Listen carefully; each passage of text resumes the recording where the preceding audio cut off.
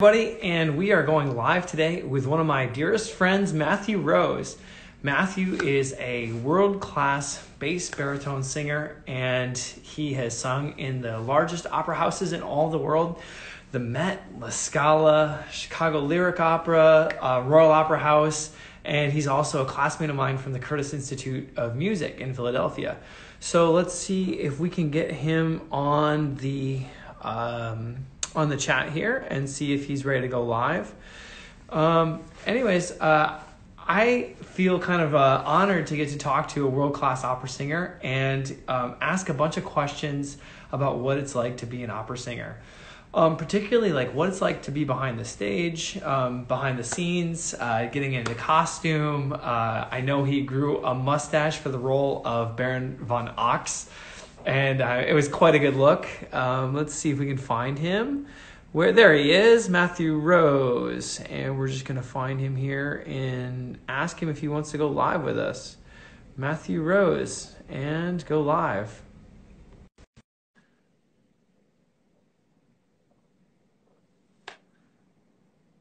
All right, we're waiting for Matthew to join. Hey, there he is. Hey, how's it going, Matthew? I need to get the right angle here, don't I? Hey, you even look tall on Instagram Live.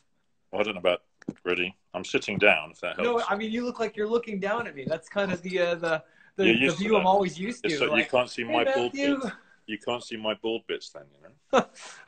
I don't think anyone is tall enough to see that. Have you been growing this beard since you've been quarantined? Did you just start? Well, actually, we were just away. We just got back. But my beard trimming kit is here. I need a haircut, that's for sure. Oh my gosh, me too. My hair is how do we do bit that? We're all going to have lots of hair, aren't we, when this is all done? So. At least we're all in the same boat.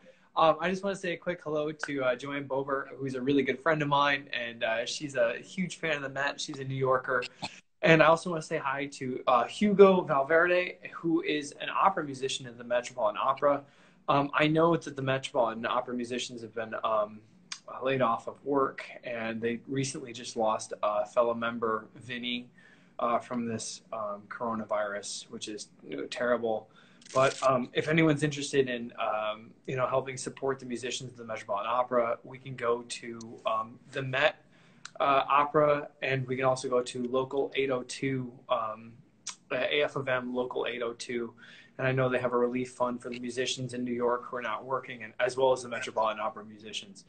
Mary, let's see, we've got Mary Bowden here. And Mary from Curtis, remember? Yeah, Mary. It's great to, Hi, great Mary. to see everybody. So, I guess, first of all, I'd love to know, how many languages do you speak, Matthew? I mean, obviously English-ish. I wish, I sort of somewhat speak Italian, French, and German. I'm trying to improve all of that. Actually, that's one of the things I'm trying to do now during this time. And learn Flemish as well. I'm sort of doing Duolingo Flemish, believe it or not.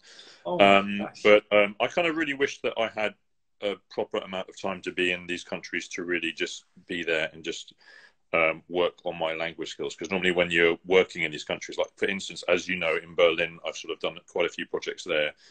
And when you go to the Deutsche Oper, everyone just speaks English perfectly and wonderfully, and they just want to do everything in English. So there's no chance to really practice one's German. That's something I'd love to actually, with all this lovely time on our hands, to sort of really get down. And I'm sort of working on my French and my Flemish, and I have an Italian grammar book I've just ordered, and blah blah blah. So no kidding. Yeah. Wow. Yeah. So I mean, how do you prepare for an opera in, say, a language that you don't speak? I mean, because it must be hard enough getting the pronunciation for, like, these different accents. I mean, obviously we have good ears, we're really musical, but when you prepare for something like, I know you did a role in Czech. Okay, so it was the in Russian. Well, when we did Russian. Boris Good Enough last year in London, it turned into a bit of a nightmare actually, and I sort of didn't quite leave enough time as I thought to really learn it as I really wanted to. And I mean, I took about 2 months off, and unfortunately crammed a few concerts in there I shouldn't have done. But basically, there's about half an hour of music in Russian. And I don't speak a word of Russian, and I don't even read the Cyrillic. So a friend of mine who lives near me actually is kind enough and wonderful enough to write out a transliteration, it's called. So they basically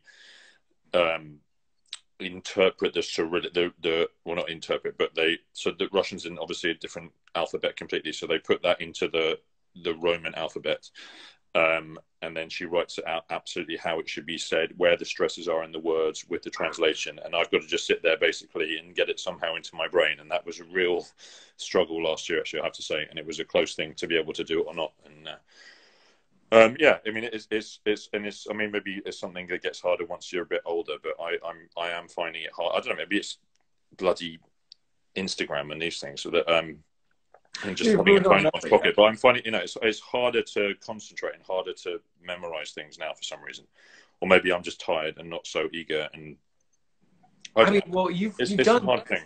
You've done 34 roles, right? That's like over 100 hours of just 34 roles. I think more than that. I mean, yeah, I mean, I think I've done almost. I mean, I've probably done almost 200 roles, plus a whole load of recitals, plus loads of concerts. Blah, blah. So it's an awful lot of music I've sort of crammed into.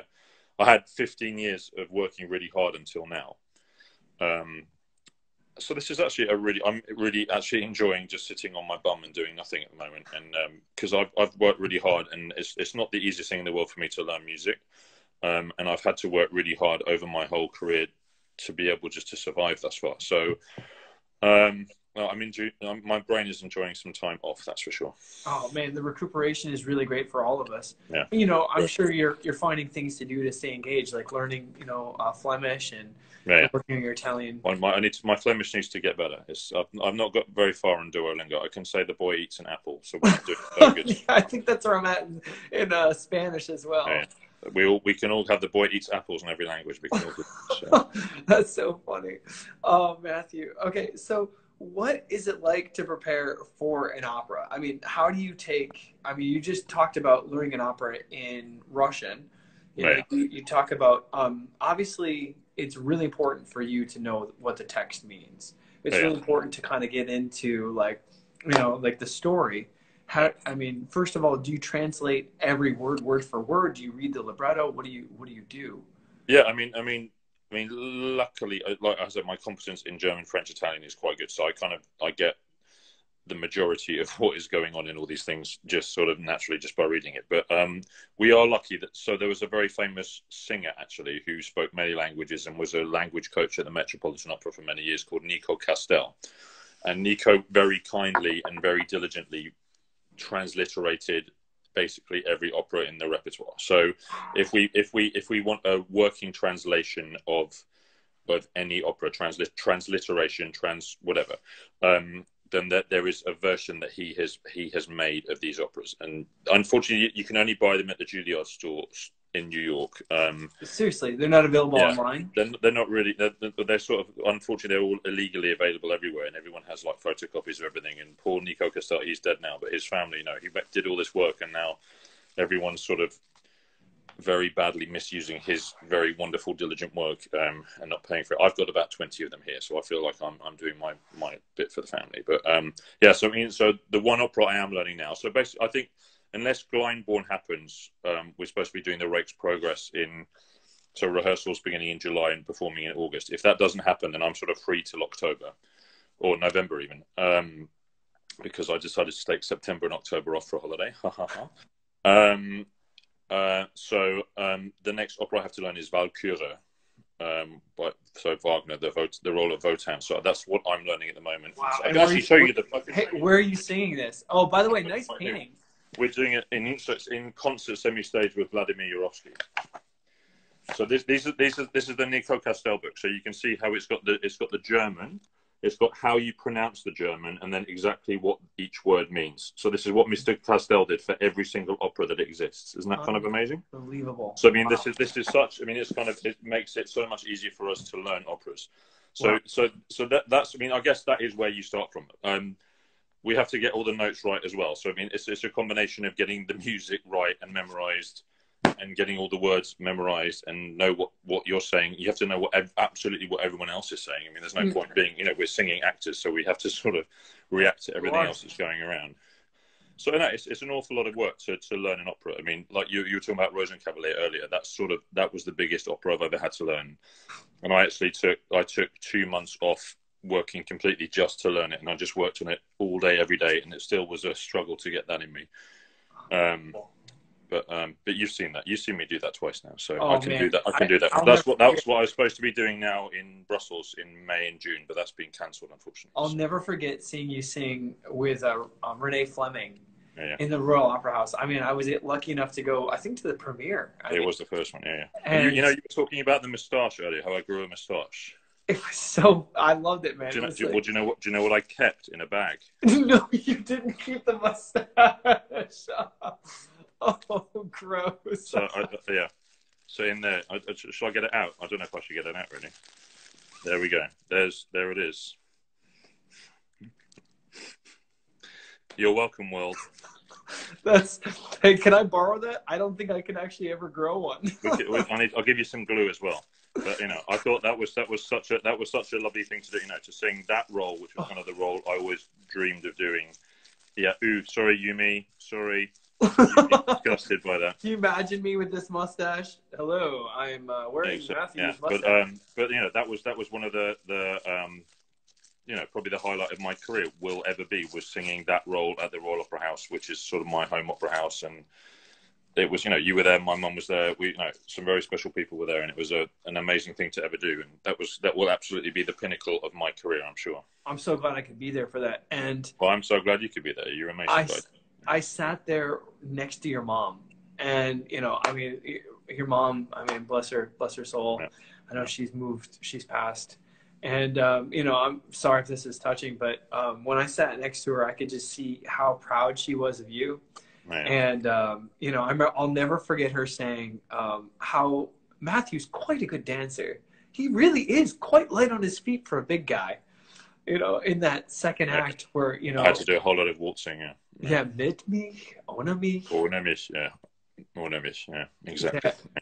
Oh man, it's so fun seeing you dance like the waltz, and just kind of, it really like took our breath away, but we're just really like, you stole the show. you were for us. I don't know if I stole the show, but that's the thing. It's not just about doing this stuff. It's about being this stuff. It's when you learn an opera and you do an opera, you have to live it. It has to be such second nature that you don't have to think about anything. And sometimes it takes a few performances to do that. Sometimes it takes, you learn a role, you rehearse it for 6 weeks and do 7 or 8 performances, and then suddenly it's in your body, it's there, that's when you really, really know an opera. So like sometimes when one is doing a big opera like that for the first time, it's kind of good to go somewhere maybe slightly less pressurized, and to really have the time to work on it and to really get it into your body. And then once you've got that, then you can be the character.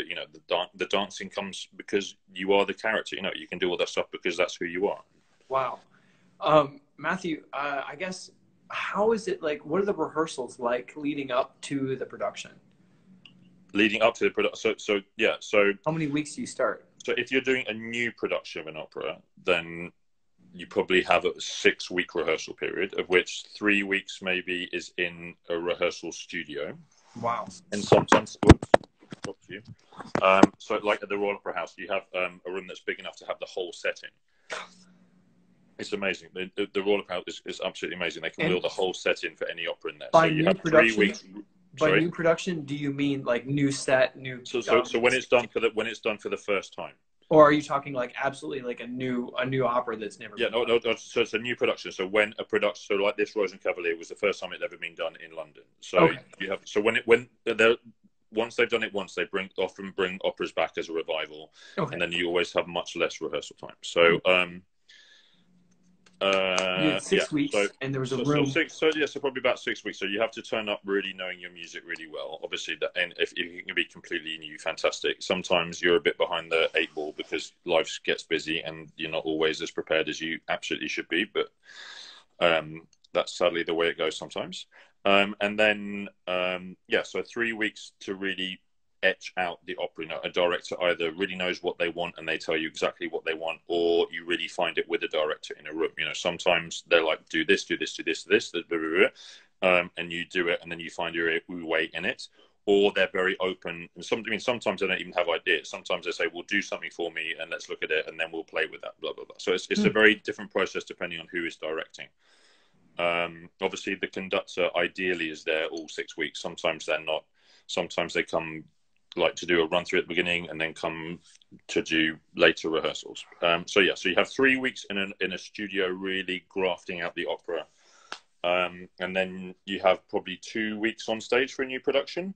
So you do piano rehearsals. So you do piano tech rehearsals, which is just basically just making all the set works and make sure you're safe doing everything. Then you have piano run-throughs. Then you have piano run-throughs with costumes. Then you have orchestra run-throughs without costume. And then finally you have an orchestra run with costume and everything going. So everything's just building up. It's like and in an ideal world, it's like cooking a fantastic dinner, and you get all the right ingredients together at the right time, so that when the first night happens, it's absolutely wonderful. Wow. But yeah, I mean, it's a complicated thing. You think there's sometimes hundreds of people involved in an opera. There's the lighting to do, there's the costumes to do, the makeup to do, the wigs, blah blah blah. It's an unbelievably complicated process. And all right, well, I mean, number one, how do you decide your costume? I mean, do they decide that? Do you have any yeah. I mean, that? normally you turn up day one of rehearsals, and you're not really told. So you have an idea of what you think the opera is about. So take Don Giovanni, for example. So Don Giovanni, we know what Don Giovanni could be. It's set in 16th, 17th century Spain, blah, blah, blah, in Seville, and everyone's done it. So no one ever really does Don Giovanni like that anymore. So then you turn up on day one of rehearsals and they give you their concept about how it's going to be. And, for instance, it could be like the one in Deutsche Oper in Berlin. It starts off, which is good for me, with Don Giovanni and Leporello with golf clubs, and they kill the Commendatore with golf clubs and blah, blah, blah. And then in the end of Act 1, there's Jesus on an exercise bike and a naked woman walking around, So depending where you are, especially in Germany, it can get very wacky, and opera can be very much not how the story is actually represented. It can become very obscure. So, you have to kind of really go with that. Hopefully the director's good enough and their process is good enough and their understanding of the piece is good enough that it absolutely makes sense and you absolutely can go with them. Sometimes, unfortunately, it doesn't quite go like that. So, okay. It's like for you. It's like for you. A conductor turns up with a piece and has his understanding and interpretation of how that piece should go. Well, I mean, it's like being like a movie actor in a sense. Like, you probably have directors you work really well with, and then you probably have ones that you're like, man, like I have this vision, and then you have to readjust your vision, and it's about being kind of but if it makes sense and they can explain it well, then hopefully you have a big enough understanding of what the piece is to be able to incorporate that into whatever you do, Fantastic. And how long does it take you to get into costume? It depends what costume it is, Dave, really. Oh, yeah, actually. So, like, there was an opera, one of the Royal Opera House have just put an opera up that we did about 11 years ago, and I was just wearing a pair of trousers, so that took literally 7 seconds to get into costume. And sometimes it takes a long time. I did an Otello in London where I had 3 layers of leather and it all had to be tied up, and it was, a proper fantastic Tudor-esque interpretation of Otello, and we had these amazing costumes, this leather costume. It was in the middle of summer in London. It was very, very hot, I remember, and having layers and layers of it was good. I lost some weight that summer. That was good. Oh my gosh. I mean, obviously you have a lot of stories about, traveling around the world and doing these operas. Do you have any, fond memories of kind of ones where you're just like, oh, that wasn't supposed to happen, but it did, and let's roll with it? Yeah, I mean, it's actually very few times it's absolutely an ideal situation. Everything goes very happily and everyone works together very well, and everyone, it's very rare that happens. But actually, I mean, the last few months I've been doing lots of nice things where it's been coming together really well. Like, we were just in Chicago in the fall doing Don Giovanni, as you know. It was really nice having you here. It was, thank you so much. And it was a great team. We had a fantastic conductor and the whole cast was completely on board with it. You were there, you saw it. It was really good. That was one of the really good ones. And Don Giovanni is a piece that is completely in me. It's something I could do every day of my life very happily. With James Gaffigan, who is also, thanks to you, going to be our guest on Friday. So, is he really? Yeah, we can hear. Very exciting. We can hear James take. He'll have a slightly different camera angle potentially. Maybe the same one. You never know. You never know. But so it's sometimes you go and it's really hard work and you're just surviving, and sometimes it's like the biggest joy in your life. And maybe as I get older and tireder and crankier, it becomes harder to really appreciate the really great times. But and we just did Agrippina in New York, and that was an amazing team, and everyone was on board with that, and that was a really joyous experience. So Yeah, sometimes it happens and it's really fantastic, you know. So what about like improv? I mean, I think that's like a really acting skills, but also improv while you're in the moment.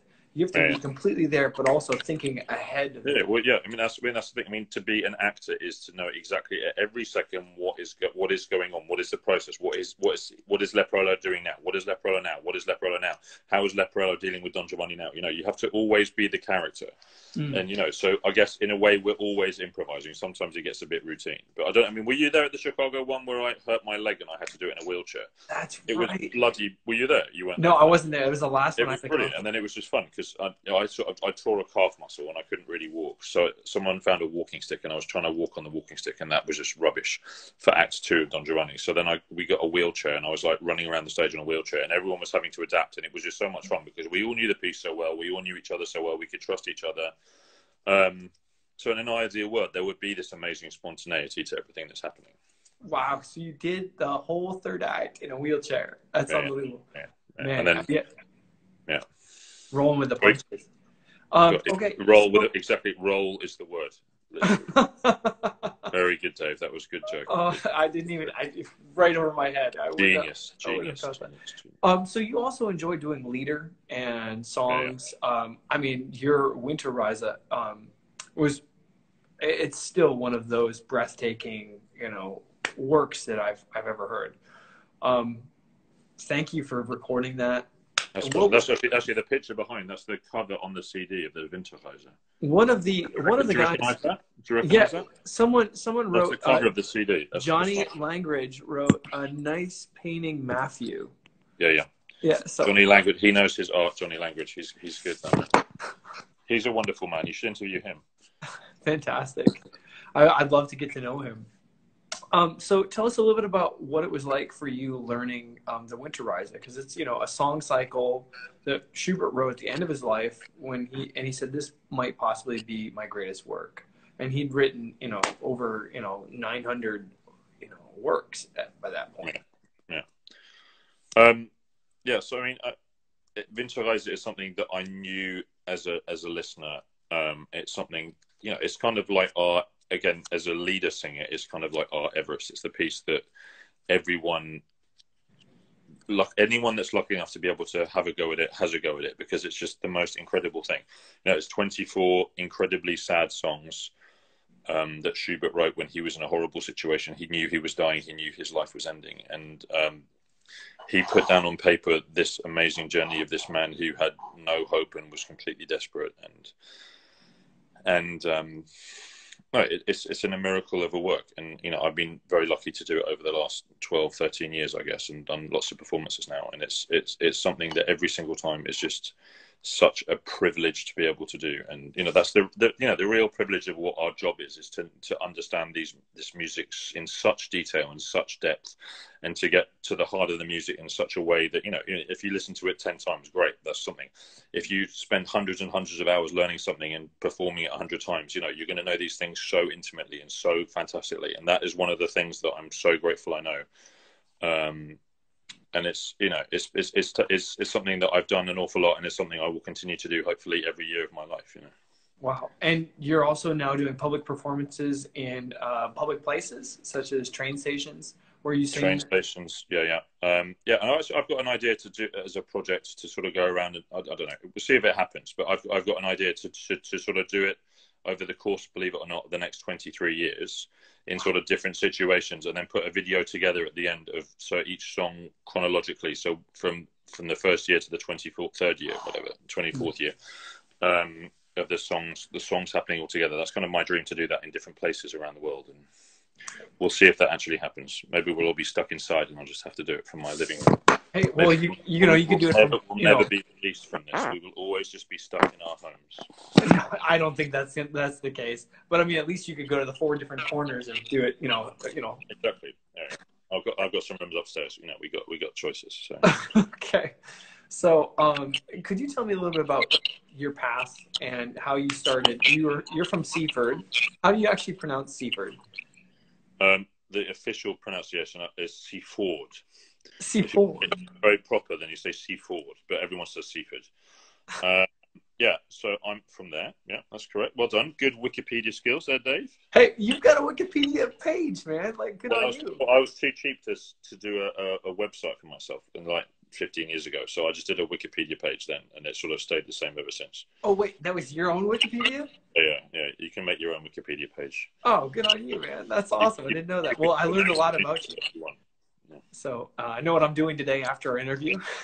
Yeah, change it. Yeah. So, but I just learned a lot about how you grew up in Seaford. You went to Seaford College. And then how did you transfer from Seaford to Chicago? To Chicago? Or, I'm sorry, to Philadelphia. My fault. Chicago. Yeah, so, I mean, I've sort of, I was a kid, a normal kid, not a normal kid. I was never normal, let's face it, Jesus Christ. So I was at school, and sort of music was somewhat part of my life. I did lots of sport, and I loved playing golf, and I loved playing cricket, and I loved swimming was my first thing I used to do till I was about 13, and Wow. then I found golf, and then I played cricket pretty seriously, and then field hockey, believe it or not, because it's golf with running. Who doesn't love golf with running? So, but music was part of my life, and I was also kind of quite into my academic studies. I was into history. I went to university actually initially to do a history degree. Wow. Which then sort of very quickly became music. And then, I was at a school where there was a lot of music going on, and there was lots of people singing opera, and I was never one of the people they really wanted to do that kind of stuff, which is fine. But actually, I mean, there's 3 or 4 people now. I was at a very small school, and there's 3 or 4 people having really good careers as singers. So it's pretty impressive actually. But then my last 2 years of school, there was a fantastic music teacher came on board called Martin Essex, and Martin really encouraged me then to sort of get more and more into music. And he was the first person really to say, "Have you thought about becoming a singer?" And literally, I'd never thought of that even for a second. So he said that one evening. I think he was drunk as well. I was babysitting his kids, and he came home and goes, "No, you should have a career as a singer." And I was like, "Yeah, whatever. You're drunk." Then I went to Canterbury in Kent to do this history degree, and I was doing singing as well and stuff. And there was some really fantastic. There's a singer called Benjamin Lux in there, who's one of the world's greatest baritones, actually. Who's Britain wrote a lot of music for him, and unfortunately he went deaf very early on, so his career was very curtailed. But then he was like the first really proper singer that I'd ever met, and he was like, you should really go for this. And his wife was teaching me, and again, I didn't really take it that seriously. I went on a course in Italy to learn Italian and do a bit of singing. Again, not really knowing what was going on. And in this very tiny village in Italy was a man called Michael Eliason, who was from this place called the Curtis Institute of Music, which I'd never heard of. And there were all these singers from Curtis and Juilliard and whatever. And it was like, I was suddenly surrounded by this unbelievable level of talent and singing and music I never heard. I'd never really, I've been to some operas, but I didn't really know what opera was, hearing all this music for the first time, hearing bits from La Boheme for the first time. So this was in 1997. Remember the 1990s? Yeah.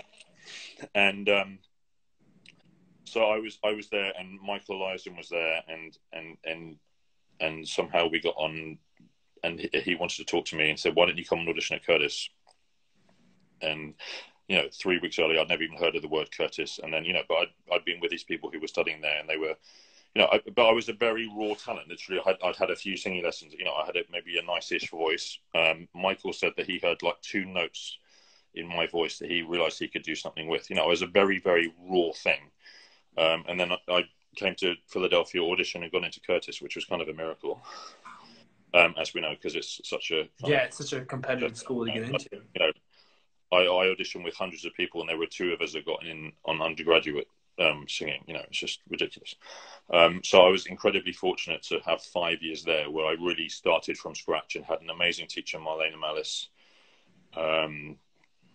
and just these amazing opportunities. At Curtis, we know it's a small school, and there were 25 singers, and in the course of in 5 years, I sang in 22 operas or something there at Curtis.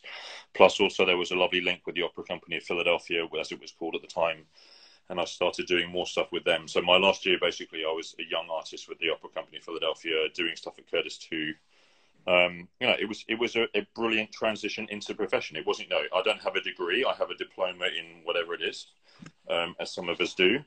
But I don't think singing can be taught as an educational thing. I think it's completely vocational, and luckily I was given the most amazing tools to do this vocationally. So I really learnt my trade in an amazing way with amazing people in the best possible place. I think, you know, Philadelphia, both Curtis and the Academy of Vocal Arts have put out so many great singers, and I think there's a reason for that, because the level generally is so high that, you know, everyone has to be as good as one's peers, and they're given these amazing opportunities to perform. You know, Philadelphia is kind of the place that's produced the most singers in the last 30 years, actually, and it's kind of, I'm so grateful that I managed to find my way there. And we still have like this family. Dave Cooper. We have this family of friends, right, that we're always connected with, and I think that's one of the great things that we were pushed as, you know, young people. And everyone knows each other far too well. Yeah. You know, there's no hiding, especially in the old days when we were all in just one building, basically, weren't we? And it was tiny, and we had one tennis table to play on, and yes. you know, great times. How did you transition to the Young Artist program of the Royal Opera House? Yeah, so I mean, it was a very nice natural thing. You know, I've been doing this professional work with the Opera Company Philadelphia. I auditioned for the Royal Opera House, the Young Artist program there. I kind of always had an idea that I'd be in America for 5 years and that I'd want to come back to the UK. So again, I was very lucky. I had a really bad cold actually when I did the audition. So I have a feeling because of that really bad cold, I sounded like a proper bass, and they gave me the post because I sounded like a proper bass because of the crappy cold I had. But yeah, again, I was unbelievably fortunate to get 2 years there, which was absolutely the best thing I could have done at that time, and just was exposed to the most amazing people and coaches and conductors and fellow singers, and it was just, you know, an amazing time. You know, the whole progression all the way through that was just kind of perfect, actually. You know, if you were to write down how to go from A to Z training as a singer, that would kind of be the perfect manual. Obviously it doesn't always happen like that, but I was incredibly lucky for it to happen like that, which I know I'm incredibly lucky. You know, I know that, you know, and if someone had a different day and decided not to choose me for these things, then my life would be so different now, you know. Well, it's opportunity, right? And then it's also opportunity. Okay, nice. So, but it's opportunity, and then knowing, you know, hey, like if someone suggests something, or like you have a mentor, you listen to them, and then also knowing like, hey, like I'm going to keep trying, keep working for it. And I think that's one of the things. It's the perseverance that's really kind of. You have to work your arse off. I mean, especially to be a singer, you know, you're not just learning how to use your instrument. You're learning how to be a completely credible actor. You're learning how to sing in languages that are completely foreign. You know, you have to have such a skill set. You know, it's not just one thing. You have to have a complete skill set, and then somehow very calmly turn up into a very pressurized situation and come up with the goods. You know, it's kind of, when you write it all down on paper, what it takes to become a proper opera singer and do the job really well, it's actually a very scary skill set that you have to really be a master of, you know? Well, I guess like the thing that really strikes me about an opera singer is that they have to maintain this incredibly high level of singing and musicianship, remember all these words, but then on top of it, move around the stage. Yeah, exactly. You have to have the conductor in the corner of your eye the whole time. I mean, I do. I absolutely need to see the beat. You know, if you have a conductor that has a very vague beat, and I'm ruined. I need to have absolute ictus, and I need to just. That's all that matters. Is just there's this beat there. You know, yeah, exactly. You're doing 8 very complicated things all at the same time, and having to do it really, really well every single time. You know, it's an awful lot of pressure. But at the same time, you learn how to do that, and actually, there's some kind of Zen thing that happens at the end of it when you can put all those things together. You know. Wow. You know, it strikes me as like such a gift that when you're on stage, you bring so much joy to so many people, and it's such a great service. Do you look at it as service? I mean, do you look at it like your performance as like, hey, like I'm sure. For me as a musician, sometimes I get stuck in like, oh man, this note wasn't perfect, or I missed this articulation or entrance, or I wasn't quite together with this, you know, this section. Yeah, I mean, you have to strive for perfection. You have to strive to get it all completely right, and then obviously things aren't always going to go the way you want them to go. But you know, as long as you're in the mindset and you know what your process is to be as good as you possibly can be, learning a piece, doing a piece, acting a piece, being a good colleague, being a good musician, doing what the conductor wants, doing what the director wants. Yeah, I mean, it's all a little bit of a compromise. I mean, my favorite rehearsal is always when we just have a rehearsal called the Sitzprobe, which obviously means the sitting rehearsal, which is when you just the singers and the orchestra, and you just get to be there and do what actually you're trained to do, which is be a musician and just sing. And it's wonderful. It's the same doing concerts with orchestras. You know, you're just doing one thing. You know, when you're trying to do the acting and doing all this stuff, and you got a weird costume on and a wig, and it's amazing. When you have a hat on, it's amazing how that distorts your resonance and how you actually. No kidding. You feel it's unbelievable. It changes everything. So if you notice some opera singers, there's a few operas I've done where everyone wears hats onto the stage, and as soon as they have to start singing, the hats come off. No kidding. Yeah. It completely. Imagine having your horn with cloth all around it. It would be a completely different thing, wouldn't it? You know. Oh, wow, I didn't even think about that. Or The resonance tube in the end, you know, or sticking a mute in. It's the same as having a mute in or something. Well, what about the resonance when you're singing? Like, I mean, obviously, when you're moving, your body changes. How are you able to get the resonance? Exactly. So you get used to the vibrations that come back into a room. So certain rooms have, you know, it's all bizarre, isn't it? So you get used to how your voice vibrates in a certain room, and you want to have a certain amount of feedback coming back to you, the vibrations coming towards you. And, you know, in a really nice acoustic, you feel great about singing. In a very dry acoustic, it's very hard, and it's very hard to know what you're doing, because it is about sensations. It's about how your body feels and how your head feels during a performance. It's amazing how a hall, it's probably the same for you, how a hall changes when there are people in it and when there aren't people in it. Yes. Like David Geffen Hall, I find that so hard to sing in there, because when there's no one in there, it's fantastic, and then suddenly you have all these people in their fur coats, and it changes the sound so much. I mean, I did a Mozart Requiem last year, and it completely freaked me out. It was only the last performance I sort of did any good, because I was less freaked out with the whole thing. Yeah, it was really hard to play in there with New York Phil as well. Different. Yeah. But I mean, all these things you have to get used to. Do you have some favorite halls that you have played in? I mean, you did Wigmore Hall in London. It's amazing, yeah. And I hear that's the best acoustic. But then you have an audience that knows so much, and, you know, no matter what you're going to do, you're going to be judged to the greatest people that ever lived, and you're never going to be Christian Gerhardt or Fischer Dieskau or whoever. No, there's some amazing places. So in opera houses that I've sung at a lot, that I love, obviously the Royal Opera House is one of the most beautiful places and the most wonderful places to sing. Glyndebourne, where you've been as well, Dave, that's yes. A lovely place, huh? What's special about Glyndebourne for you? Could you describe it to the listeners? Well, I grew up 5 miles from there, so that begins the process with the whole thing. But it's, you know, it's this family-run operation. You know, the Christie family started this thing in the 1930s. And it's developed into one of the really great things in the world. You know, they have a world-class opera house. They put on world-class opera with a world-class orchestra, and they do everything really properly. And it's just, for an audience member, you absolutely get the best possible experience, don't you? Because you turn up you have to wear the right clothes, Dave, can't you? We should tell that story, maybe. But so everyone's dressed up, and it's this unbelievably beautiful place with these amazing gardens and the countryside and the sheep running around in the fields. And it's, you know, you have an hour and a half intermission to have the most fantastic dinner ever. You know, it's absolutely one of the great experiences in the world. It's not just going to see great opera; it's having a great experience.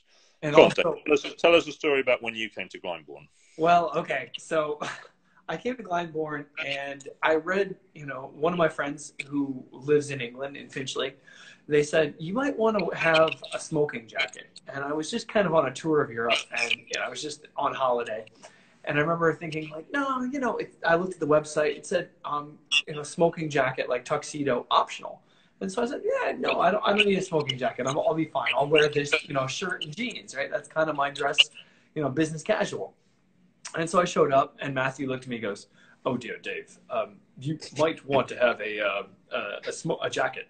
Would you like, you can use mine. And I was like, no, Matthew, I'm fine. It's not necessary. And everyone is wearing, like, you know, a smoking jacket and bow ties. And, you know, they're picnicking on the lawn with their finest cutlery and their tea set. I'm sure I did say to you the day before, you have got the right clothes. And you're like, yeah.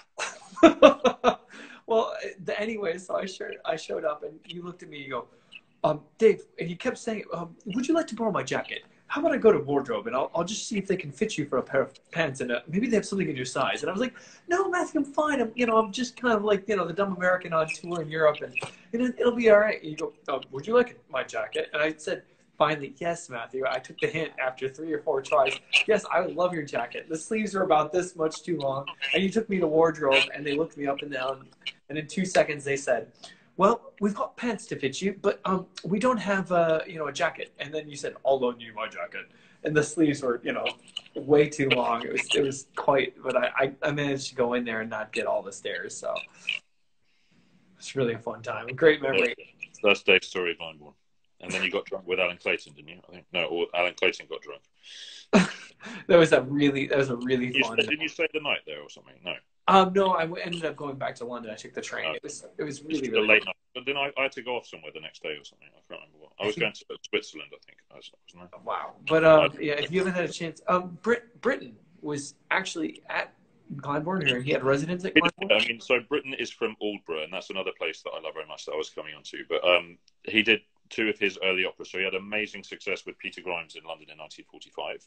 And then John Christie, who was the owner of Glyndebourne at the time, realised that Britton was a big card. So he invited him to come and do 2 operas. So they did the Rape of Lucretia, the one you saw. And then Albert Herring, so 1946 and 1947, they did those 2 operas at Glyndebourne. And they didn't get on very well, Mr. Christie and Mr. Britton. So that was the last time Britton was there, and actually it took till 1981 for Britton to be performed at Glyndebourne again when they did Midsummer Night's Dream after Britton had died, actually. But no, so Aldborough is somewhere. So where Britton lived, where he created this amazing concert hall facility at a place called Snape Mortings. Have you been there ever? No, I've never been. No. Right, so this is up in Suffolk. It's about 2 hours northeast of London, I guess, on the coast, on the Suffolk coast. And he created this, Britton was very much a man of his own community, and he wanted to create in his community somewhere where world-class music could happen, and he could bring his world-class musical friends. So in 50, I can't remember, around 1950, I guess, he and Peter Pears and Eric Crozier started the Aldborough Festival. Wow. And that's somewhere I've spent an awful lot of time. When I was studying at Curtis, actually, is where I came back to do lots of masterclasses and met lots of amazing people, including Johnny Langridge's mum, Anne Murray, who taught me there. And it's somewhere I go back often. I love it more than anywhere in the world, actually, I probably could say. And I'm also a member of Aldborough Golf Club, so that helps. So I get to go up there and play golf. That's right. You're quite a golfer. I used to be quite a golfer. And you've played. I've had a couple of really terrible years. It's not good. So well, I mean, it's a tough game, right? It's Britton lived on the 14th fairway of Aldborough Golf Club, and so last September I had a month off, and I spent 2 weeks living in Britton's garden and playing golf every day. That was pretty cool. We were trying to see if we could stay there during the coronavirus, but sadly they had to shut the whole thing down. But that would have been nice, wouldn't it, to spend years there? Unbelievable. So you've played golf with Bryn Terfel as well. He's quite a golfer. Bryn Terfel's play golf with me is the way it works. Some might say Bryn's. Bryn was, I hope he's not watching this. He's probably not watching this. He's got better things to do. But as a student, as a young singer, he was my absolute hero. He was one of the, or he is still, but is a legendary, amazing, brilliant singer, and so captivating on stage, and the most amazing vocal ability, etc., etc. And yeah, so he was always my hero. And then I remember we did one of my first operas I did at the Royal Opera House when I was a young artist there. I hope I'm not talking too quickly for everybody. No, I talk very quickly. We did Gounod's Faust, and Bryn was Mephistopheles, and I was a role of a soldier. Just meeting your absolute hero for the first time was an amazing thing. And I was completely in awe of him. And then he found out I played golf, and then we started playing golf together. So we played a lot of golf together actually over the years. And wow. He's a member of a really fantastic golf course down near Heathrow Airport, actually, called Sunningdale. So I've been there many times with him, and he's had a horrible accident actually a couple of months ago. So hopefully he's doing better now. A really bad leg accident. So hopefully he's doing better and he's recuperating. You said a lake accident? A leg. Oh, sorry. My British isn't. I need subtitles. Yeah. But tell me about it. So you've played. Was he a mentor with you as well? Did he help mentor you? He's never really been. No, Bryn's probably he's just a. And they always say don't meet your heroes, but he absolutely is the most lovely generous, wonderful person. You know, he's never really, you know, we've spent time together, and he's always encouraged me to do stuff, and he's sort of got me some nice work and stuff, and he's encouraged me to do certain things without really being a complete mentory presence. I mean, there's other people that have been more like that. John Tomlinson is someone actually who is really someone I go for walks with, and we talk about stuff. And John Tomlinson? Sir John Tomlinson. Do you not know him? John Thomas. I'm sorry, I'm not familiar. Have a look at him doing Votan with Barenboim. It's like amazing. Wow. The man's, you know, he's a phenomenon. And actually, when we did Boris Goodenough, so this was the great thing. This Boris Goodenough we did last year. It was Bryn was Boris Goodenough, and John Tomlinson was Var Lamb. So I got to do an opera with my two heroes, you know, my two bass heroes from the UK, and wow, that was unbelievable thrill actually to do an opera with those two. That's full and, circle. You know, and Bryn was just, you know, just come on, learn the words, Rosie, learn the words. And then John was always, you know, you could be doing this better, you could be doing that, but you know, it's funny, isn't it? Some people give advice in different ways as colleagues and mentors. But yeah. Oh, that's fantastic. Do you mentor any other young singers right now? Yeah, that's something that I've really enjoyed doing. It's something I've been doing. Yeah, it's something, you know, I don't know. I've lost my lust for being a professional singer, but I haven't lost my love for music. And I really enjoy trying to help young singers, you know, and just helping them work out their process of becoming a better singer, performer, about understanding how to get into the profession. I mean, it's so hard, and especially in this day and age of Instagram and Twitter and stuff, you know, everyone wants to be famous in 5 minutes. And unfortunately, it's something that takes an awful long time, and you should take everything so slowly. It's a very slow process, you know. I mean, it took me 15 years probably doing this as a career to really get to the places I think I should have been doing, you know, 15 years before. But I had the patience and the gumption to sort of take it slowly and to understand that this process was slow. So it's about slowing people down and making sure they're doing the right things at the right time. And, you know, and agents want to make a quick buck on the next thing that's famous, whatever, blah, blah, blah. So it's about really helping people to have long, happy careers doing the right things at the right time, you know? Wow. So that's something I really enjoy doing. Maybe the people that I help out don't think so. Maybe they think I'm a big boring bastard. But you know, it's something I really, really enjoy doing. Actually, you know, there's quite a few people that I'm in touch with, and I've learned sort of the last few years how to be a good singing teacher as well, I think now. So yeah, I mean that's what really floats my boat now, Dave. To be honest, I mean, giving back to our community is something that like really helps us to feel part of, and it really helps us to, you know, for me, it gets me out of myself. Right. If I'm like having like a day where I'm like, oh man, I'm just not perfect on the horn, or I'm feeling a little bit down, I go help another horn player, or I go help another person. And, you know, I feel. And it's so important that our industry happens in such a good way. You know, I worry that the future of opera is not going to be what it should be because people aren't doing things in a slow enough, calculated enough way. You know, people want to be way more than actually they probably should be at any given time. So I really want a healthy industry. You know, you want the opera world to be in an amazing place in 20 years time, and that's only going to happen if people are coming through and doing absolutely the right things and singing brilliantly and being really interesting performers. That's how it's going to survive. That's how it's going to be wonderful. You know, that's what we have to really focus a lot of time and skill on, and that's something I would love to do more and more, actually, to be honest. I mean, I still want to perform and do things, but you know, I'd love to do more and more teaching and more mentoring. And you know, it's such an important thing, and it's something that gives me so much joy, I have to say. Oh, wow. I mean, you mentored me. You taught me the text for the Bryn Serenade, and I'll never forget how much life you gave to the piece because I understood the text.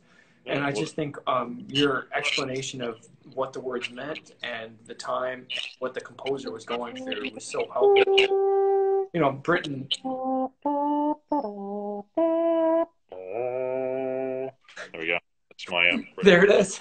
No, but Britten is a composer that is so dear to me. The man understood what text and putting text to music was in a way that very few people did, and he understood how voices worked in an amazing way. And he wrote that piece, and I think that is his greatest piece, the Serenade. I think it absolutely is his greatest piece. Is something I've loved for a very long time, and you know, the privilege of working with someone of your caliber, Dave, on that piece was, you know, I was so completely honoured, actually, to be honest. Wow, I mean, we went to what's it, Southern Methodist. When we were at Southern Methodist University, and I was trying to sing the tenor part with you. Yes, yeah. When you got to be too high, you sang it down the octave. Yeah, that was so much fun. Oh, Rose, thou art sick. Oh. But it's it's like he's talking about real things like that Catholic guilt and having to be a closeted gay No, person. the whole thing was a very brave piece for him to do, and he wrote it for his partner Peter Pears at the time. The whole thing. Britain was actually a very brave man, and some of the subjects that even though he kind of had to hide very much in his life who he actually was, he was very brave in actually putting out what he did do. Wow. Matthew, I want to go back to something you said earlier about Britain giving back to his community and to being a part of his community and bringing the opera festival to his community. Is that something that you're interested in doing? I believe you're doing something like that in Edinburgh. Oh, not in Edinburgh, but in London. I've been. I don't do it anymore. But I was working there. Where I live here is a place called Blackheath, and we have these beautiful concert halls that were built in 18 something. And so in 2007, a friend of mine got the job as community engagement officer.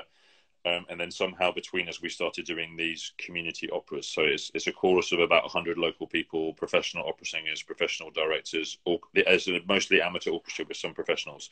So for 11 years, I guess I was really involved in that and helping with that. And we started a children's opera. So Britain wrote the piece called Noah's Flood, which I think is an incredible piece. And it brings in children, and children are completely involved in the piece. They sing and they act and they dance, and it's just wonderful. So we did that a few times. And then as a result of that, we started a children's choir, which is kind of based on the El Sistema model. And we have 100 kids coming in every week to do that. That's something I really did a lot of here and set that up here. And I'm not involved in that so much anymore, but that was really something that I loved to do. And, I never wanted just to be a singer, and unfortunately, maybe lots of people wish I was just a singer because I always turn up a bit unprepared, whatever. I love to do all these other things. I love to help people. I love to bring music into other people's lives. It just to open the door to this amazing world that we're privileged to know so well and be part of. It's the most important thing we can do, and so that's really what I feel like we did there. Can I just say that one of your dreams is maybe I'm putting the horse in front of the cart, or the cart in front of the horse, however you say it. You want to conduct a Beethoven 9 with all of your friends? Mahler 2, Dave. Come on. Mahler 2? Okay, Mahler 2. And this is going to be for your 50th birthday. Where you're going to bring in all your friends from all over the world, from Curtis, from London Philharmonic, from orchestra of concert LSO. It's gonna, yeah. I mean, let's hope we're out of quarantine by then. In 2028, yeah. So this is my dream. I haven't quite decided where to do it yet. I need to work out where to do it. I've got some ideas. Maybe Albury might be nice. Unbelievable. Yeah. So yeah. Hopefully you're booked in. I've got a little book somewhere that I've got. I write people's name. When I mention this to people, they say, I booked you in for your. Do you want to do off stage horn, or you want to be on stage? Oh man, I want to be on stage with you all the time, man. Yeah. So I guess that ties into like a really important point. What advice could you give to young musicians and singers right now that might be struggling with this period of stay at home? Okay, it's really crap that, especially people that are sort of starting off on careers and haven't got work and are really worried about money. I completely get that it's a horrible, horrible time, and there's this insecurity, not knowing when we're all going to get back to it. It's horrible, and thinking that if they're not prepared financially for this time and they haven't got any money, what a horrible time this is going to be.